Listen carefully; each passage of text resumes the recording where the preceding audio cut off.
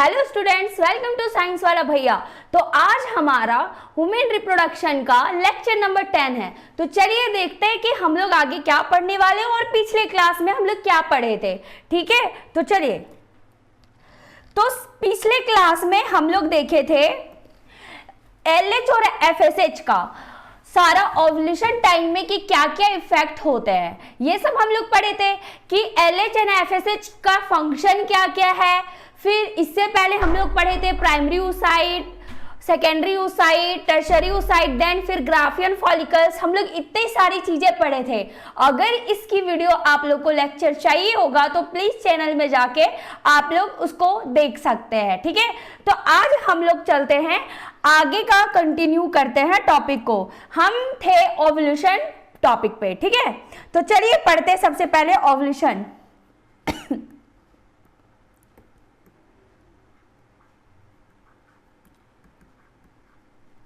तो ovulation period में क्या हो रहा था, इस टाइम पे हो रहा था कि जो एफएसएच और एलएच सर्ज है वो वेरी हाई, मतलब बहुत ज्यादा हाई पीक पे जा रहा था।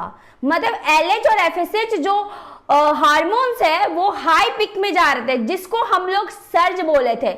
मतलब जब वो हाई पिक में होते हैं तो एलएच एंड एफएसएच सर्ज बोल देते हैं। ठीक है, तो सबसे पहले हम लोग इसमें क्या लिखेंगे कि LH and FSH attain peak, एक मिनट,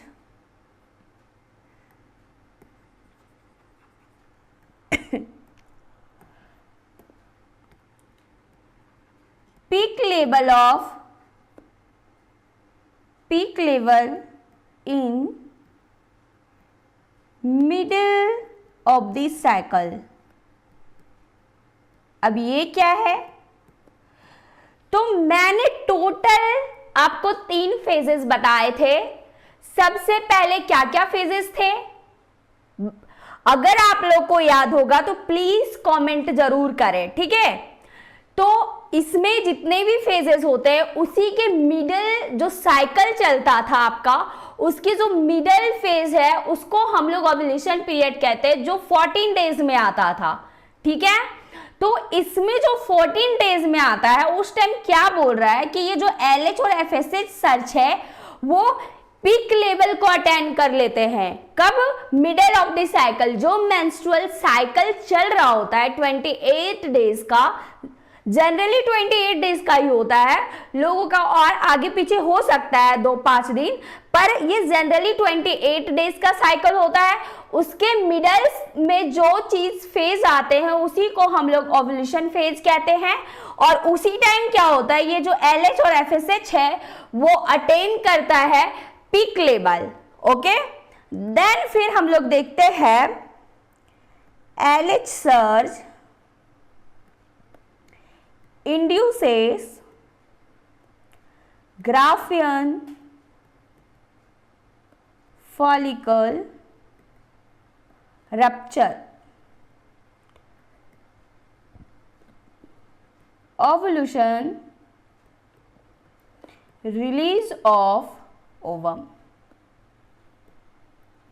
अब ये क्या है भाई, तो देखिए जब एलएच सर्ज, एफएसएच का भी सर्ज होता है बट उतना उसकी मायने नहीं है। यहाँ पे हम लोग जनरली एलएच सर्च के बारे में ज्यादा ध्यान देते हैं। तो ये क्या करता है, ग्राफियन फॉलिकल को रप्चर करवा देता है। मतलब क्या, वो फट जाता है और उससे क्या होता है, जो ओवम है वो रिलीज होता है, जिसको हम लोग ओव्यूलेशन कहते हैं। ठीक है, तो ओव्यूलेशन खत्म हो गया। देन हम लोग आगे देखेंगे लूटियल फेज।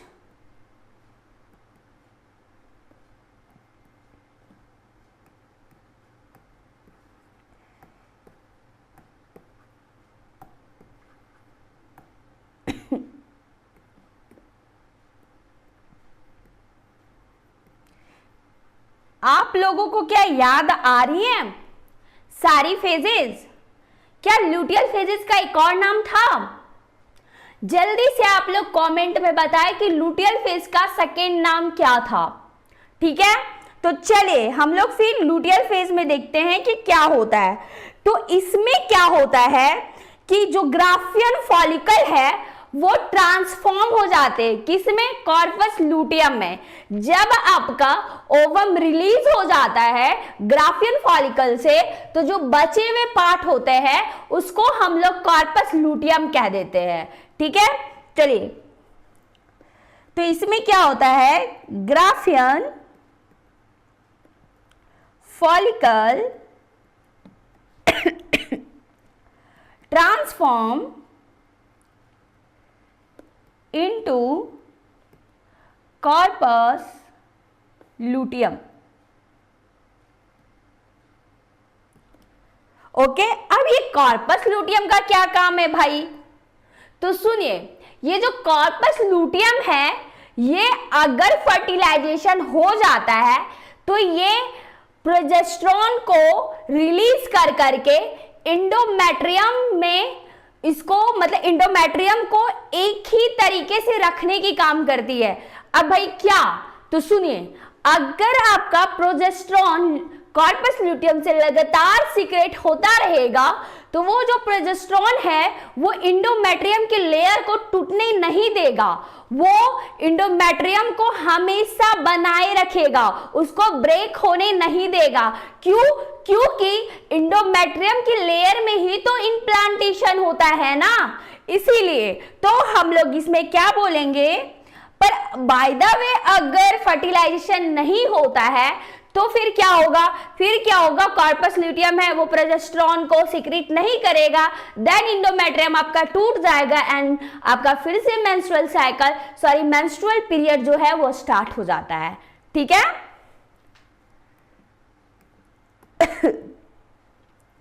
तो इसमें कॉर्पस लुटियम क्या करेगा, corpus luteum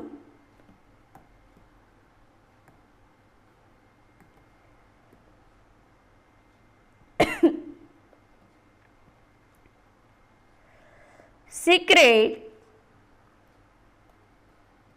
use quantity of progesterone। एक minute,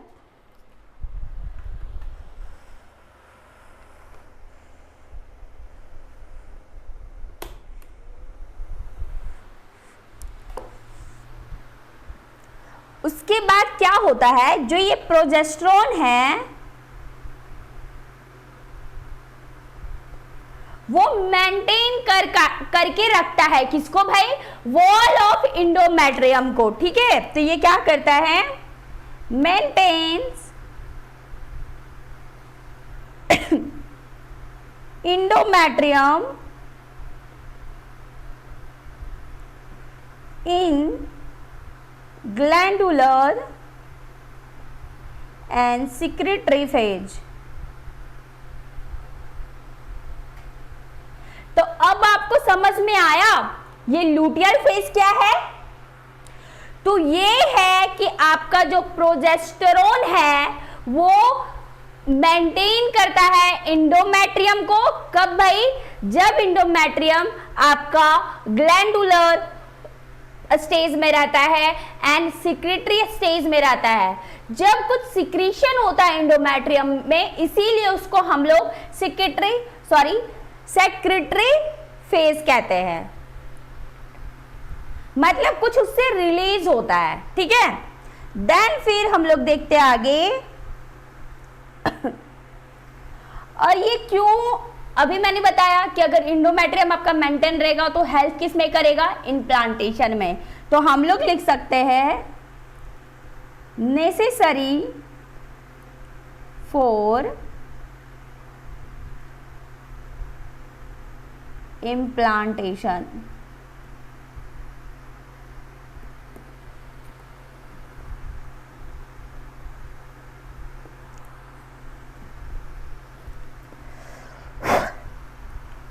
During pregnancy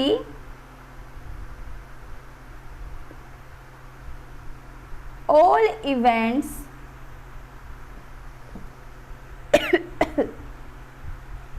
of menstrual cycle stop.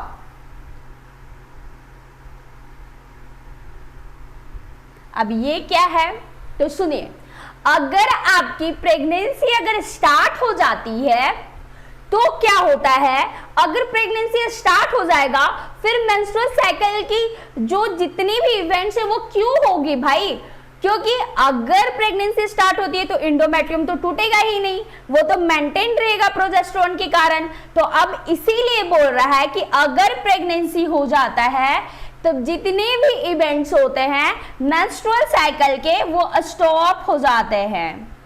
ठीक है, इसका मतलब आपको समझ में आया। देन फिर हम लोग देखते हैं in absence of fertilisation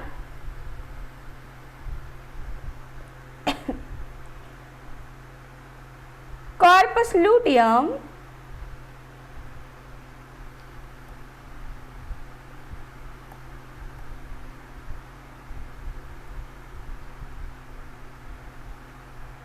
degenerate. अभी क्या है, मैंने आपको बताया कि अगर जब फर्टिलाइजेशन होगा ही नहीं, इंडोमेट्रियम फिर मेंटेन रहेगी ही नहीं, तो फिर वो टूट जाएगी, तो कॉर्पस लूटियम क्या करेगा भाई, तो वो तो डिजेनरेट होना ही था उसको, तो वो डिजेनरेट हो जाता है। उसके बाद क्या होता है, Leeds to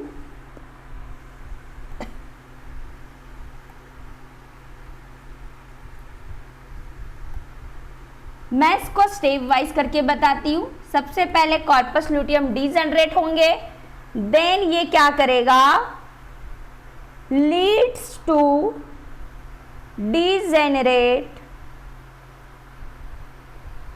degeneration of endometrium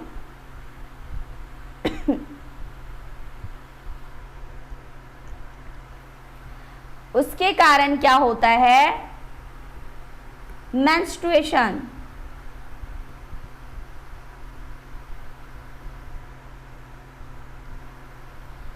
ठीक है, तो यहां तक समझ में आ गया। तो क्या मैं एक बार और रिवाइज करवा दूं, तो मैं फिर से करवाती हूं। देखिए, अगर आपका फर्टिलाइजेशन हो जाता है तो आपका इंडोमेट्रियम को मेंटेन करने का काम करता है कॉर्पस लूटियम। क्यों भाई, क्योंकि वो एक हार्मोन सेक्रेट करता है जिसको हम लोग प्रोजेस्टेरोन कहते हैं। ठीक है, तो वो इंडोमेट्रियम को मेंटेन करता है ताकि उसमें इम्प्लांटेशन हो। पर अगर फर्टिलाइजेशन नहीं होता है तब वो क्या करता है, तब वो करता है कि कॉर्पस लूटियम है वो डिजेनरेट हो जाते हैं, जिसके कारण प्रोजेस्टेरोन सीक्रेट नहीं होता है, जिसके कारण इंडोमेट्रियम जो होता है वो ब्रेक हो जाता है और उसी के कारण फिर से क्या मिल जाते हैं, मेंस्ट्रुएशन। देन इतना खत्म हो गया। अब हम लोग देखेंगे मेनोपॉज और एक आता है रिप्रोडक्टिव फेज।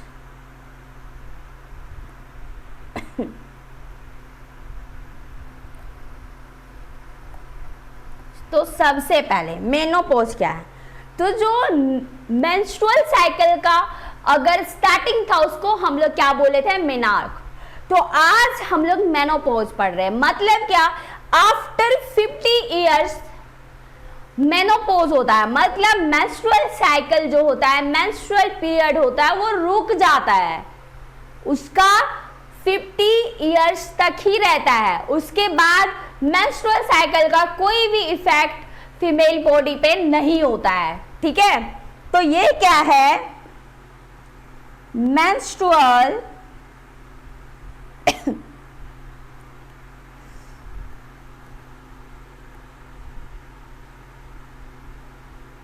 menstrual cycle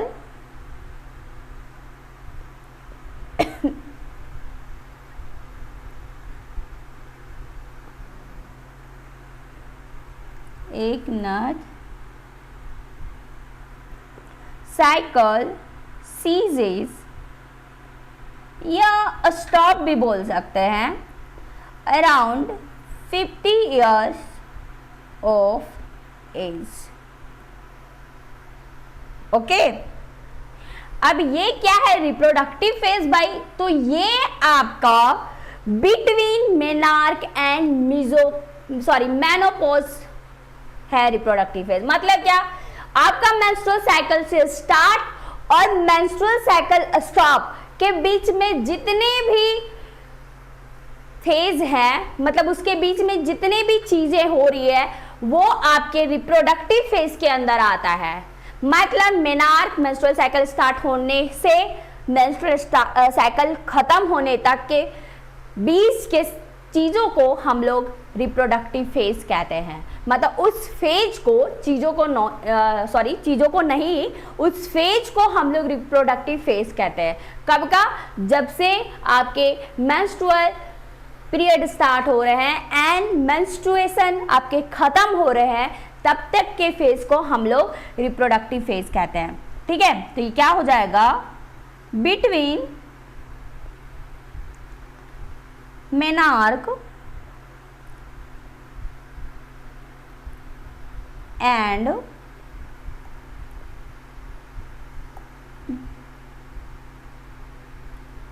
एक मिनट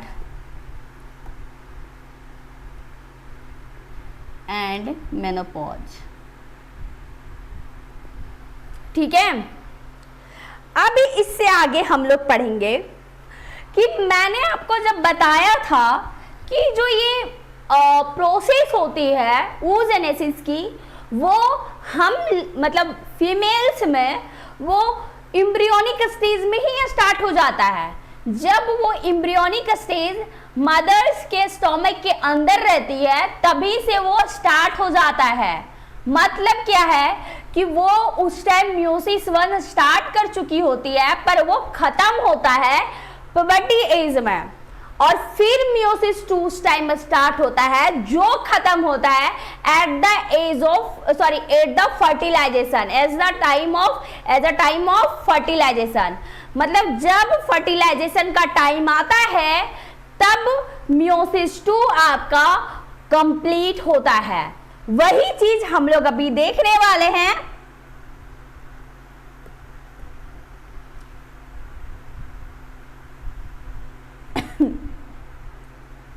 तो ये आपका ग्राफियन फॉलिकल्स है और ये आपका सेकेंडरी oocyte है।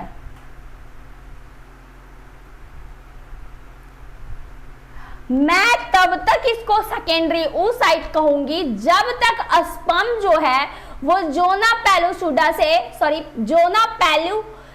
से अंदर नहीं चला जाता है, और जैसे ही स्पर्म अंदर जाएगा उसकी न्यूक्लियस आपके ओवम में आएगी, वैसे ही आपका ये जो सेकेंडरी oocyte है वो ओवम और सेकेंडरी पोलर बॉडी में बट जाएगा, डिवाइड हो जाएगा। ठीक है, फर्टिलाइजेशन कब होगा? जब स्पर्म का न्यूक्लियस ओवम की न्यूक्लियस से जब अटैच हो जाता है, उसी टाइम में हम लोग फर्टिलाइजेशन उसको कहते हैं। ठीक है, तो जस्ट बिफोर फर्टिलाइजेशन जो सेकेंडरी oocyte है वो ओवम या ओडिट में कन्वर्ट होता है। ठीक है, तो चलिए हम लोग आगे देखते हैं।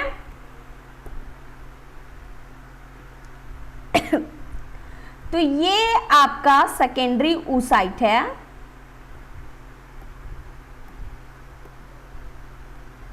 जो रिलीज हो चुका है, ये जो सेकेंडरी oocyte था, सॉरी हम एक ही कलर से बनाते हैं ताकि समझ में इजली आए। ये जो रिलीज हुआ है सेकेंडरी oocyte,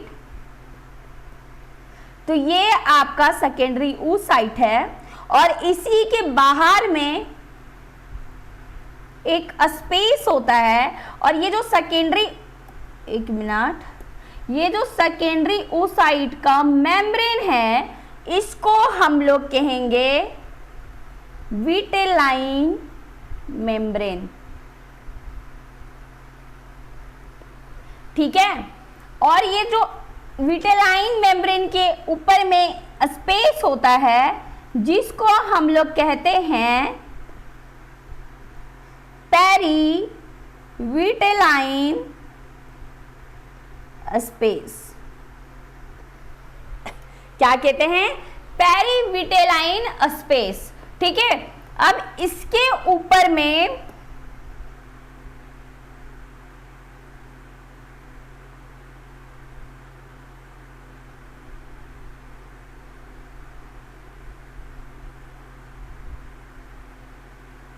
ये सबसे पहले हम लिख देते हैं, ये है सेकेंडरी oocyte।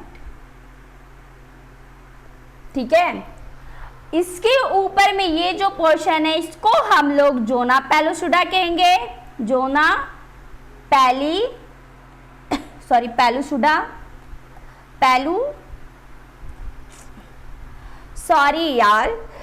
पेलुसिडा होता है। ठीक है, क्या होता है? पेलुसिडा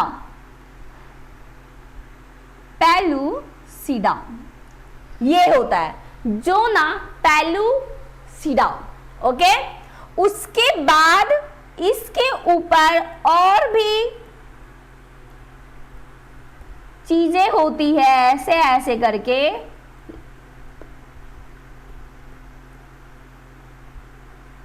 जिसको हम लोग कह देते हैं कोरोना रेडियाटा। समझ में आई सारी चीजें? तो क्या हुआ, सबसे पहले सेकेंडरी oocyte है ये, देन इसके जो ऊपर वाले मेम्ब्रेन है उसको हम लोग विटेलाइन मेम्ब्रेन के हैं, देन विटेलाइन मेम्ब्रेन और उसके ऊपर एक और स्पेस जिसको स्पेस होता है विटेलाइन मेम्ब्रेन के ऊपर, उसको हम लोग कह रहे थे पेरीविटेलाइन स्पेस, और उसी के ऊपर फिर जोना पेलुसिडा होता है, देन फिर कोरोना रेडियाटा होता है। और ये जो जोना पेलुसिडा है वो एक एसेलुलर है।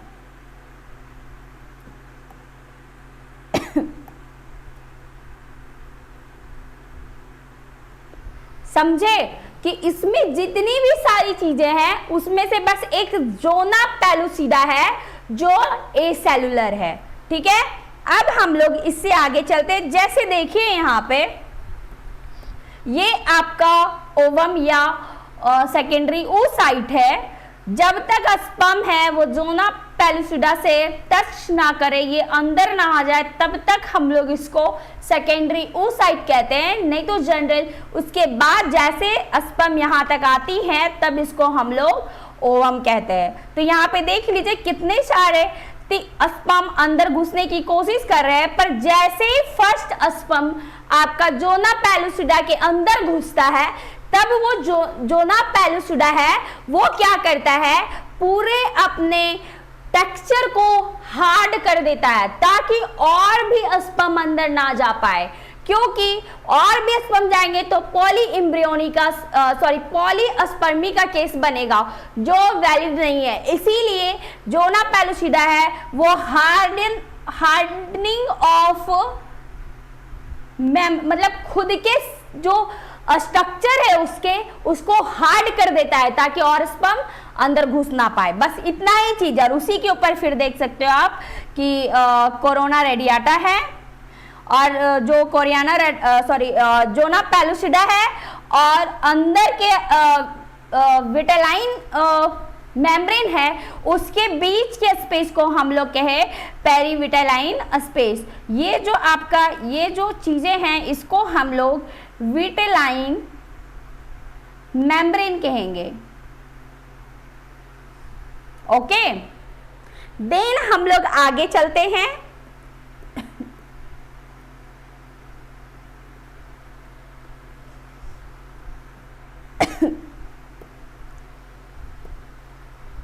अब आगे क्या करना है भाई, तो देखिए मैं आपको इसी फिगर में आगे का बताती हूं।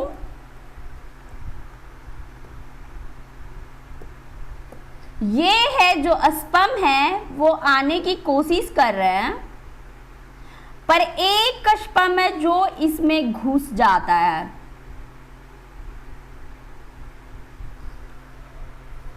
एंट्री ले लेता है।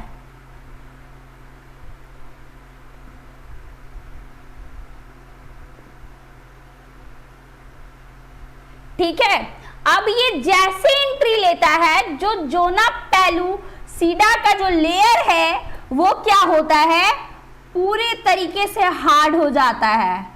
अब ये बोलता है कि मैं तो किसी को नहीं अंदर इंटर करने दूंगा भाई। ठीक है, तो ऐसा ही होता है। देन फिर क्या होता है, ये क्या करता है, जैसे ही एक स्पर्म अंदर जाता है, जोना पेलुसिडा क्या करता है, hardening of zona pellucida to prevent polyspermy.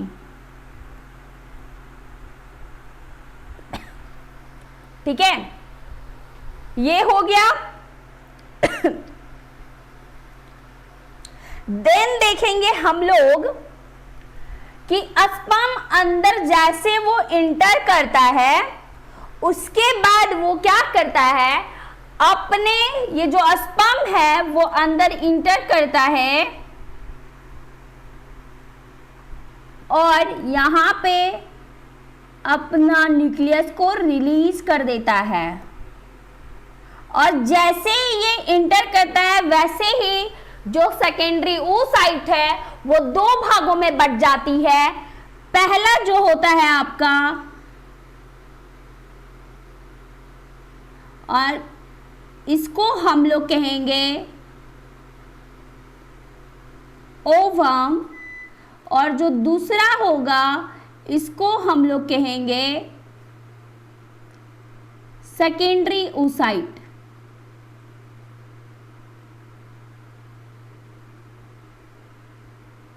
और जो स्पर्म की न्यूक्लियस है उसको हम लोग क्या कहेंगे, स्पर्म की जो न्यूक्लियस है उसको हम लोग क्या कहते हैं, बताइए, अगर आप लोग को पता है तो बताइए। और फिर जो आपका ये ओवम है, ओवम के भी न्यूक्लियस को क्या कहेंगे वो बताइए। चलिए मैं बताती हूँ, स्पर्म के न्यूक्लियस को कहेंगे मेल प्रोन्यूक्लियस।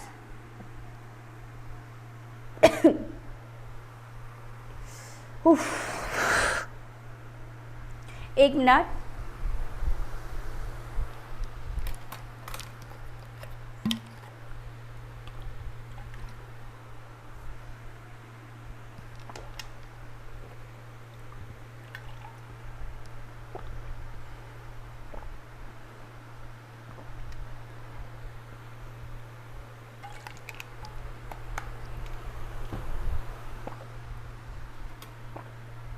और जो फीमेल का न्यूक्लियस है,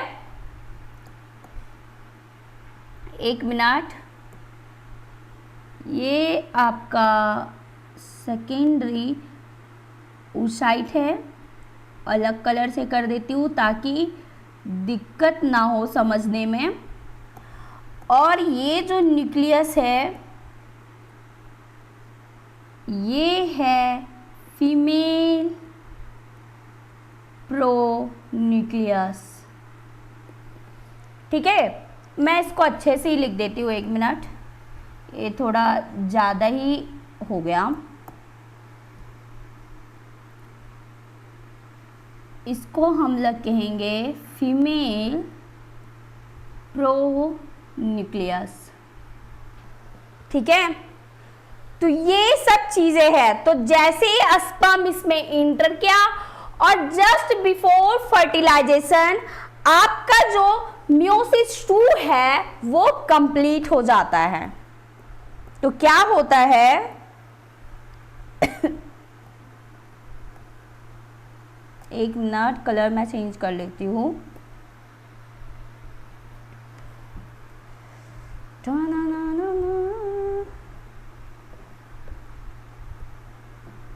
एज सून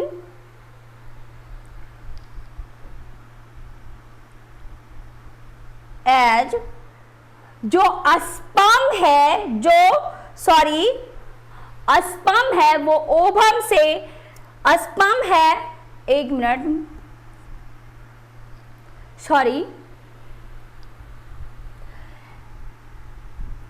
जैसे ये एंट्री लेता है यहाँ पे तो क्या होता है, स्पर्म जैसे ही ओवम के अंदर जाता है मियोसिस 2 इज कंप्लीट। बस आपको यही याद रखना है, इससे ज्यादा कुछ नहीं। तो हम लोग क्या बोलेंगे, as soon as a sperm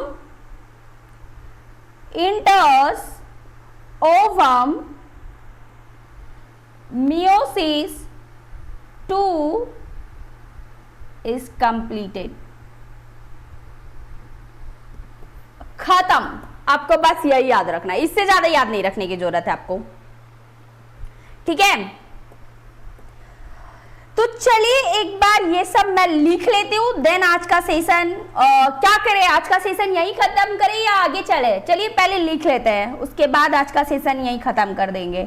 तो सबसे पहले मैं बताती हूँ आपको, ठीक है, कि क्या होता है। फर्टिलाइजेशन तभी अकर करता है जब आपका जो ओवम है और स्पर्म है वो दोनों एक ही साथ एम्पुलरी रीजन में जाके मिलते हैं। अब ये क्या है, तो मैंने आपको बताया था कि फर्टिलाइजेशन जो है वो एम्पुलर रीजन में अकर करता है।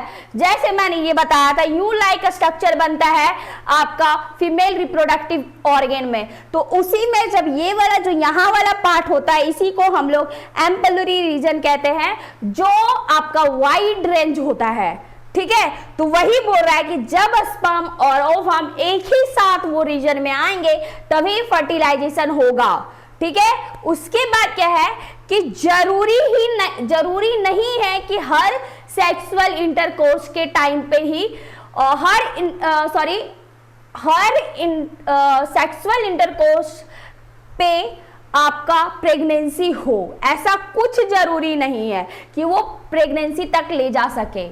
वो तभी होगा जब आपका ओव्यूलेशन टाइम होगा, और ओव्यूलेशन के 4-5 दिन आगे पीछे आप ले सकते हो।